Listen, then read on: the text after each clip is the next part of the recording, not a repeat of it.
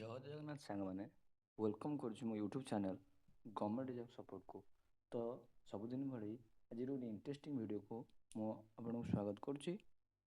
ଆଉ ଏହି ଭିଡ଼ିଓରେ ଆପଣମାନଙ୍କର ନିହାତି ଭାବରେ ଖୁସି ଖବର ଗୋଟିଏ, ଯେଉଁଟାକି ଆପଣମାନଙ୍କର ଯେଉଁମାନେ ସ୍କିମାଟିକ୍ ଟିଚର୍, ଯେଉଁମାନେ କି ଯୋଜନା ଭିତ୍ତିକ ଟିଚର୍ ଅଛନ୍ତି, ତାଙ୍କର ରେଗୁଲାରାଇଜେସନ୍ ବାବଦରେ କିଛି ତଥ୍ୟ।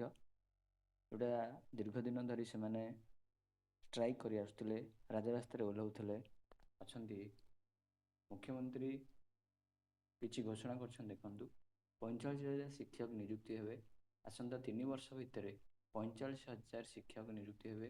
ତନ୍ମଧ୍ୟରୁ 40,000 ନୂତନ ଶିକ୍ଷକ ପଦବୀ ସୃଷ୍ଟି ହେବେ। ଦଶମ ପର୍ଯ୍ୟନ୍ତ ସବୁ ପିଲାଙ୍କୁ ମାଗଣାରେ ପାଠ୍ୟପୁସ୍ତକ ଦିଆଯିବ। ସ୍କିମାଟିକ୍ ପ୍ରାଥମିକ ଶିକ୍ଷକଙ୍କୁ ନିୟମିତ କରିବା ପାଇଁ ନିଷ୍ପତ୍ତି। ବିଏସ୍ସି ଆଉ ସିଏଚ୍ଏସ୍କୁ ମିଶାଇ ଗୋଟିଏ ବୋର୍ଡ଼ କରାଯିବ। ମାଧ୍ୟମିକ ଶିକ୍ଷା ପରିଷଦ, ଉଚ୍ଚ ଶିକ୍ଷା ପରିଷଦକୁ ମିଶାଯିବ। ଦେଖନ୍ତୁ ଆଉ କ'ଣ ଅଛି, ଦେଖନ୍ତୁ ଏଇଟା ଦେଖନ୍ତୁ, ତାଙ୍କର ବୋର୍ଡ଼ ବସିଥିଲା, ତ ନିହାତି ଭାବରେ ସେଇଠି ଡିସ୍କସନ୍ ହେଇଛି କି ଆପଣଙ୍କର ଆଉ କ'ଣ ସବୁ ଅଛି। ଦେଖନ୍ତୁ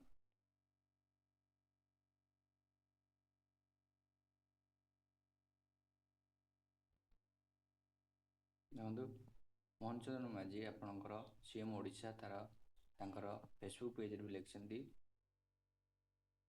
ମାନ୍ୟ ମୁଖ୍ୟମନ୍ତ୍ରୀ ଲୋକସେବା ଭବନରେ ବିଦ୍ୟାଳୟ ଗଣଶିକ୍ଷା ବିଭାଗର ବିଭିନ୍ନ କାର୍ଯ୍ୟର ସମୀକ୍ଷା କରିଛନ୍ତି। ଏହି ବୈଠକରେ ରାଜ୍ୟ ବିଦ୍ୟାଳୟ ଓ ଗଣଶିକ୍ଷା ମନ୍ତ୍ରୀ ନିତ୍ୟାନନ୍ଦ ଗୌଡ଼, ମୁଖ୍ୟ ଶାସନ ସଚିବ, ମୁଖ୍ୟମନ୍ତ୍ରୀ, ଅର୍ଥ ବିଭାଗ ସମ୍ମୁଖ, ବିଦ୍ୟାଳୟ ଗଣଶିକ୍ଷା ଅଫିସର, ନିର୍ଦ୍ଦେଶକ ବିଭାଗର ବରିଷ୍ଠ ଅଧିକାରୀ ଉପସ୍ଥିତ ଥିଲେ। ଏଥିରେ ଜାତୀୟ ଶିକ୍ଷାନୀତି ଅନୁସାରେ ଓଡ଼ିଶାର ପ୍ରାଥମିକ ଶିକ୍ଷା ସୁଦୃଢ଼ କରିବାକୁ ଗୁରୁତ୍ୱ ଦିଆଯାଇଛି। ସ୍କିମାଟିକ୍ ପ୍ରାଥମିକ ଶିକ୍ଷକଙ୍କୁ ନିୟମିତ କରିବା। ଏଇଟା ଦେଖନ୍ତୁ, ପ୍ରାଥମିକ ଶିକ୍ଷକଙ୍କୁ ନିୟମିତ କରିବା ପଦକ୍ଷେପ ଗ୍ରହଣ କରାଯିବ। ଆସନ୍ତା 3 ବର୍ଷରେ 44,433ଟି ପଦବୀ ପୂରଣ କରିବା ପାଇଁ ନିର୍ଦ୍ଦେଶ। ବର୍ଷକୁ ପୂରଣ କରାଯିବ 15,000 ପୋଷ୍ଟ। ଏଇଟା ହେଉଛି ଖୁସି ଖବର, ଯେଉଁଟାକି ଆଗକୁ ନିହାତି ଭାବରେ ପୋଷ୍ଟ ଆସୁଛି, ପ୍ରତ୍ୟେକ ବର୍ଷ 15,000 ଲେଖାଏଁ। ଦେଖନ୍ତୁ ସିଏମ୍ ଓଡ଼ିଶା ତାଙ୍କର ଟ୍ୱିଟରରେ ଦେଇଛନ୍ତି, ଆସନ୍ତା 3 ବର୍ଷ ମଧ୍ୟରେ ପୂରଣ ହେବ 44,433ଟି ପଦବୀ। ପ୍ରାଥମିକ ଶିକ୍ଷକଙ୍କୁ ନିୟମିତ କରିବା, ସ୍କିମାଟିକ୍ ପ୍ରାଥମିକ ଶିକ୍ଷକଙ୍କୁ ନିୟମିତ କରିବା। ଏଇଟା ଦେଖନ୍ତୁ ପ୍ରଥମେ ଲେଖା ହେଇଛି।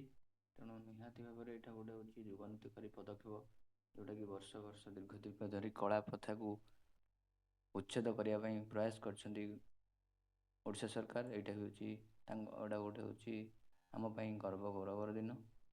ନିହାତି ଭାବରେ ଏଇଟା କେବେ କାର୍ଯ୍ୟକାରୀ ହେବ, ଏଇ ଦିନକୁ ଆପଣମାନେ ସମସ୍ତେ ଚାତକ ଭଳିଆ ଚାହିଁଛନ୍ତି, ଆମେ ବି ଚାହିଁଛୁ। ଧନ୍ୟବାଦ।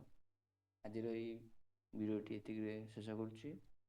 ଯଦି ଚ୍ୟାନେଲଟିକୁ ସବସ୍କ୍ରାଇବ୍ କରିନାହାନ୍ତି, ନୂଆ ଆସିଛନ୍ତି, ଦୟାକରି ଆଉ ଏମିତି ଭଲ ଭଲ ଭିଡ଼ିଓ ଜାଣିବା ପାଇଁ ମୋ ଚ୍ୟାନେଲକୁ ସବସ୍କ୍ରାଇବ୍ କରନ୍ତୁ। ଧନ୍ୟବାଦ।